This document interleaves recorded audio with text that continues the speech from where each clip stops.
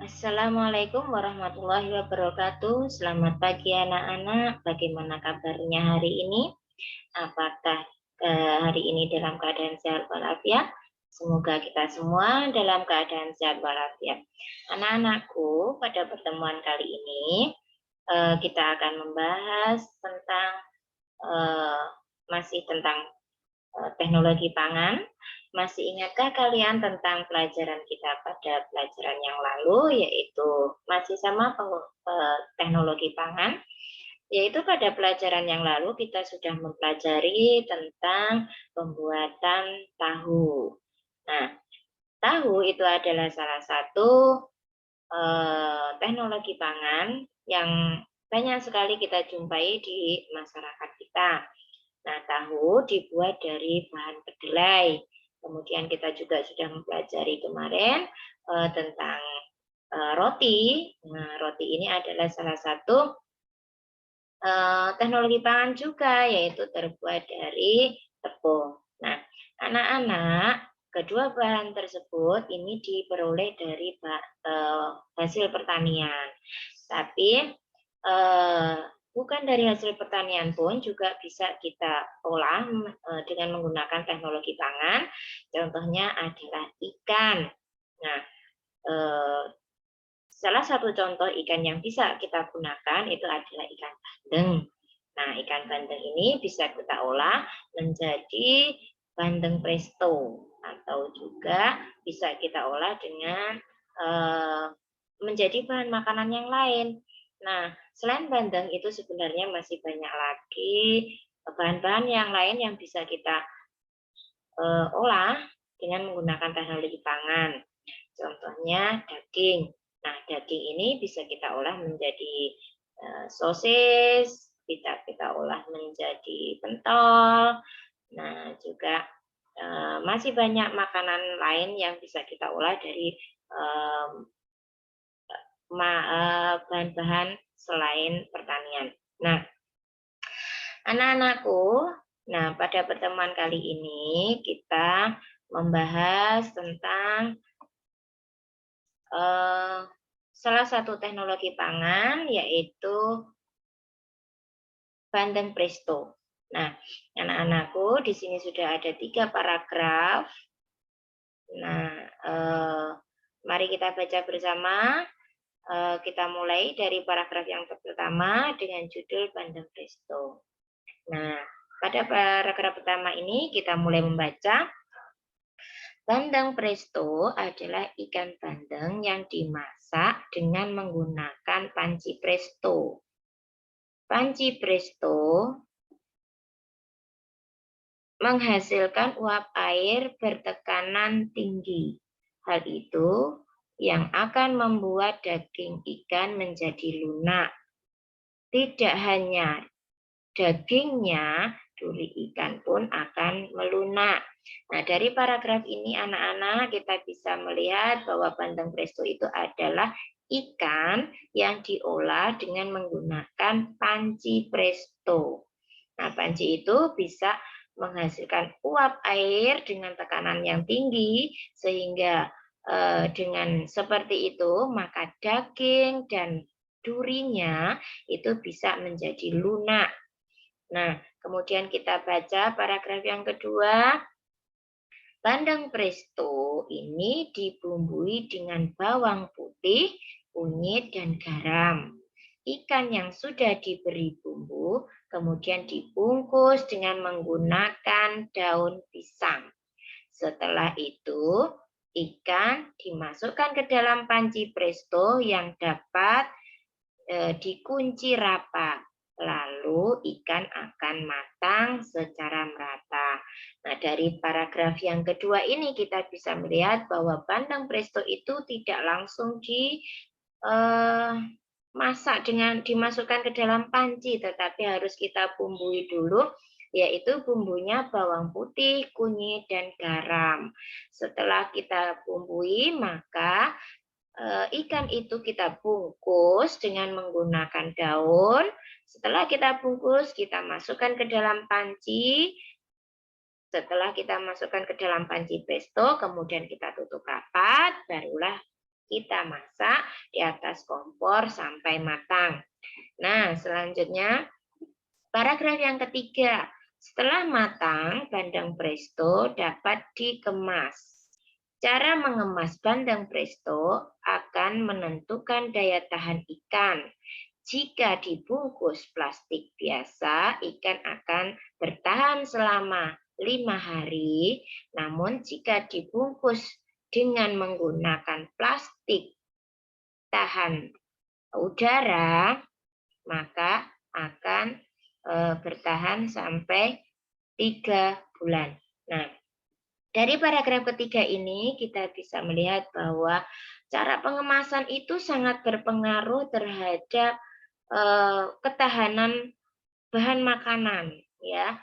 Contohnya di sini adalah bandeng presto. Jika setelah matang, bandeng presto itu dikemas dengan menggunakan plastik biasa, ya hanya bisa bertahan sampai 5 hari. Tetapi dengan menggunakan plastik yang kedap udara, maka bisa bertahan sampai 3 bulan. Nah, ini dalam waktu 3 bulan ini sudah sangat lama sekali. Yang awalnya bandeng presto apabila tidak diolah, nah, seekor bandeng, ikan bandeng itu apabila tidak diolah, maka dia akan cepat membusuk dalam waktu sehari. Tetapi setelah dibuat bandeng presto, ia bisa bertahan minimal sampai 5 hari. Nah, maksimal itu bisa 3 bulan. Nah, anak-anak, dalam sebuah paragraf itu tentunya selalu ada informasi yang ingin disampaikan.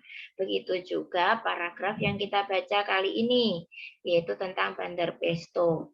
Nah, untuk bisa mengetahui informasi dalam sebuah paragraf, maka kita harus membacanya secara teliti, ya. Harus kita baca. Nah, kita cermati informasi yang dapat kita peroleh dari sebuah bacaan tersebut. Nah, Bu Guru contohkan informasi yang dapat kita peroleh dari bandeng presto ini. Contohnya, informasi yang pertama, bandeng presto dimasak menggunakan panci presto. Nah, itu informasi yang dapat kita peroleh dari bacaan tersebut. Jadi cara memasaknya menggunakan panci presto. Nah, informasi yang kedua ini contohnya panci presto akan membuat daging ikan menjadi lunak. Nah, perhatikan. Ini informasi yang kedua, bahwa panci presto itu bisa membuat daging dan ternyata durinya itu juga bisa menjadi lunak. Nah, anak-anak, itu adalah contoh informasi yang dapat kita peroleh dari bacaan tersebut. Tentunya masih ada banyak sekali informasi-informasi yang bisa kita peroleh dari teks bandeng presto itu.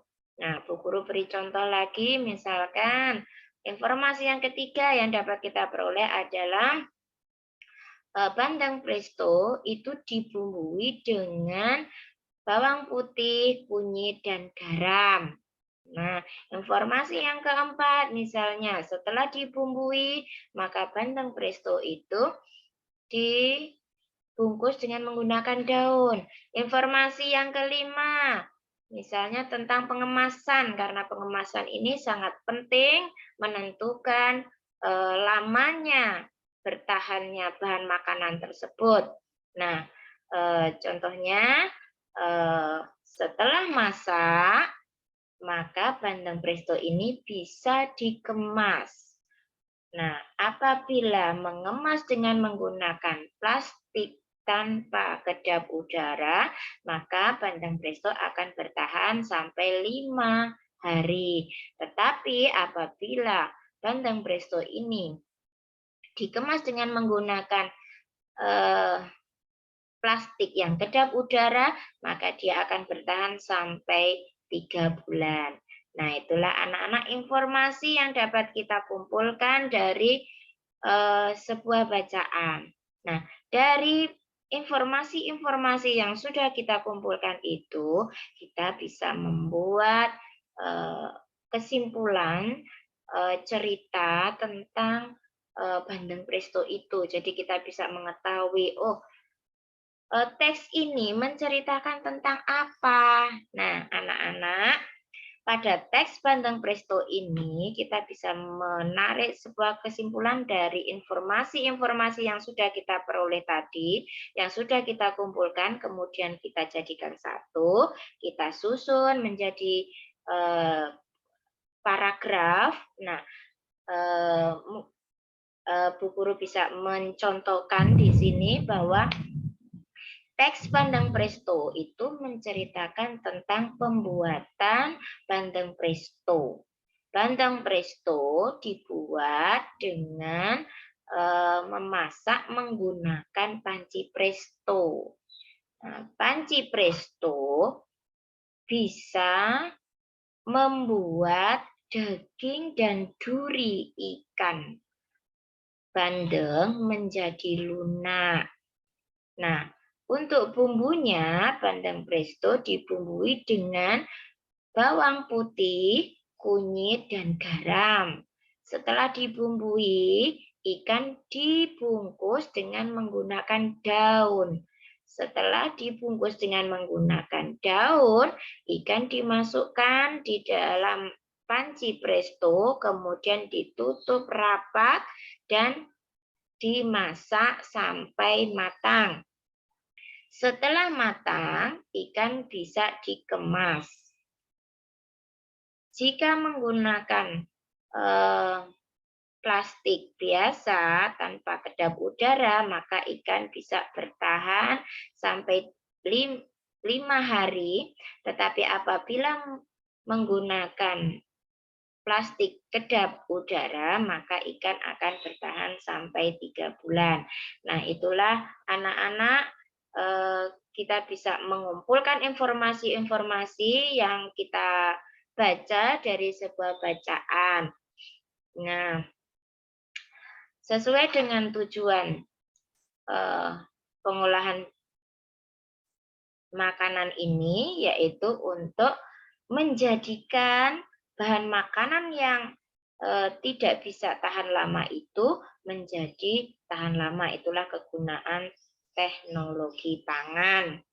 Ya, agar makanan itu bisa bertahan lama, bisa kita nikmati dalam waktu yang lama, dan tentunya harganya akan menjadi lebih mahal.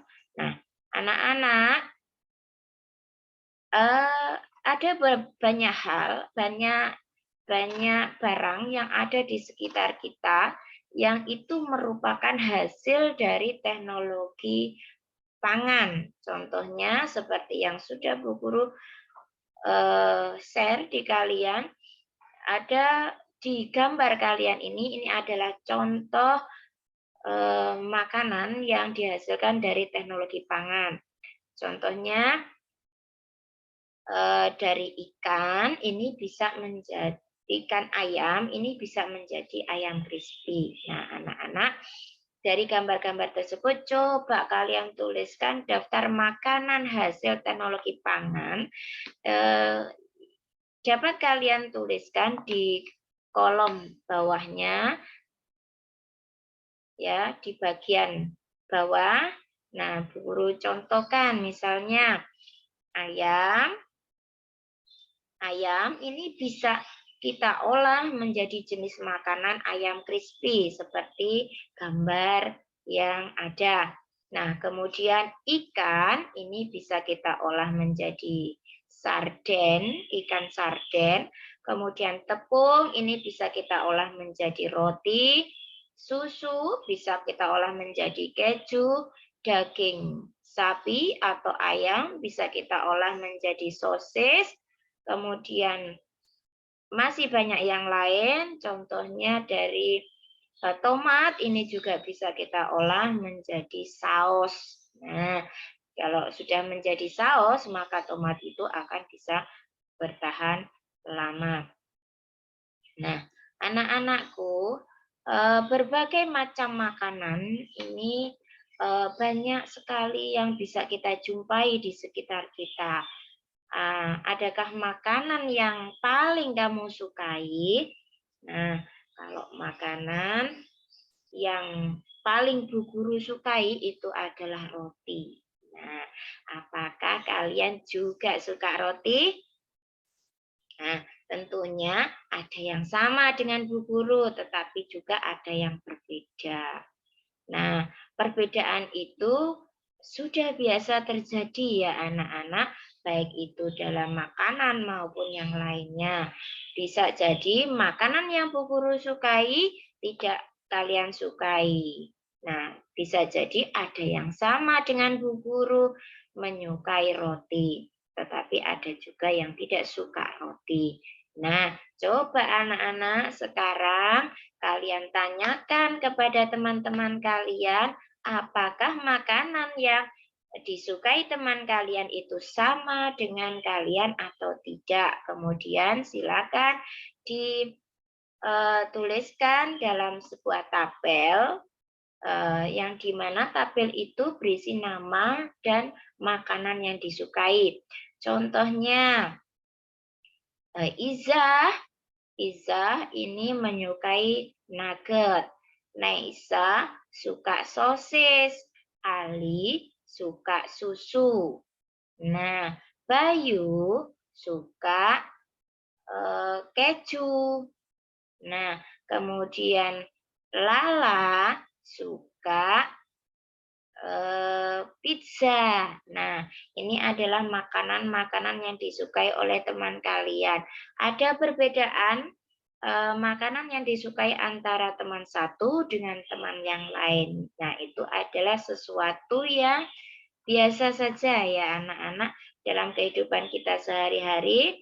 Perbedaan itu tidak hanya terjadi di makanan yang kita sukai saja, tetapi bisa terjadi dalam hal yang lain. Contohnya kegemaran. Nah, ada yang suka berenang, ada yang suka senam, ada yang suka jogging, ada juga yang suka membaca. Nah, perbedaan-perbedaan itu terjadi di dalam kehidupan kita, baik di lingkungan keluarga maupun di sekolah, ya.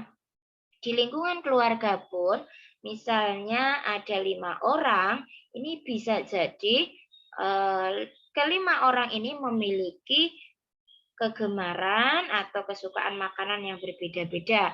Misalnya ada satu orang yang suka bakso, ada satu orang yang suka nugget, ada satu orang yang suka sosis, ada satu orang yang suka keju. Nah, itu biasa terjadi. Nah, anak-anakku, jika kita menemukan perbedaan-perbedaan dalam kehidupan kita, nah, contohnya tadi adalah tentang makanan, makanan kesukaan.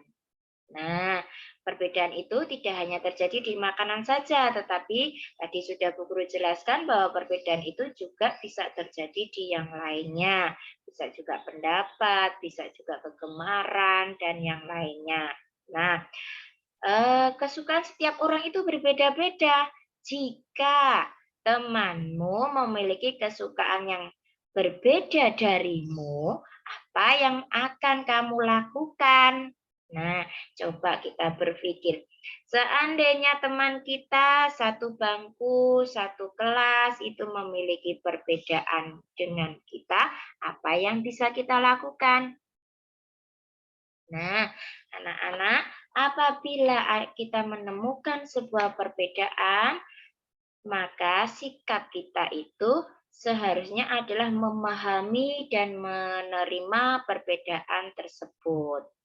Nah, memahami dan menerima perbedaan tersebut itu termasuk pengamalan Pancasila sila ketiga, yaitu bunyinya Persatuan Indonesia.